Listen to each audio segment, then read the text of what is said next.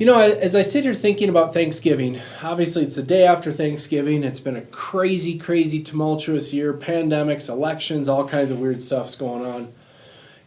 Every single year, it seems like I do some sort of a video that's all about gratitude. What gratitude can you have for your life?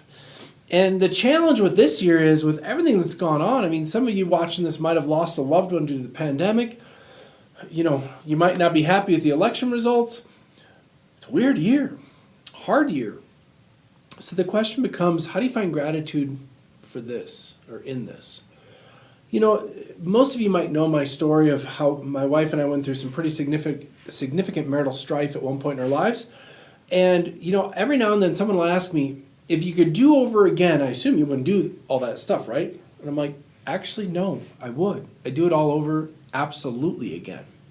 Even though it sucked and it was horrible at times, so much good came out of it that it was good for me.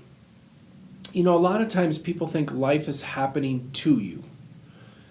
I believe firmly in my heart that life's happening for you. And we don't always realize it, what the gift in it is, but there's always a gift in it of some sort.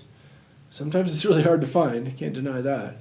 But my experience is, especially with time, there's always a gift in it. And that life is truly happening for you, not to you.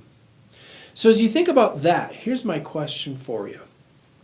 As you think about all that has happened this year, some of which might have sucked, some of which might still suck for you, what's the gift in it? I think about a client of mine a number of years ago, one of my very, very first clients, who actually, when he first hired me, was a mess. And it didn't take long to realize I couldn't turn it around for him. I couldn't save it. He's going to have to go through bankruptcy. And I really had a hard time with it because I'm like, he did not hire me to tell him he was going through bankruptcy and to guide him through it. And I had to accept the fact that that was the reality. And he's a super awesome guy. And so he took it really, really well. He was nice about the whole thing. And now, if you were to talk to him, he would tell you it was the greatest thing that ever happened to him. Because he was so busy making things bigger, bigger, bigger, bigger in his business, bigger, bigger, that he got bigger debt and bigger debt and bigger debt and got further away from his family and further away from his family and further away from his family. And I don't know how far away. I might be embellishing a little bit.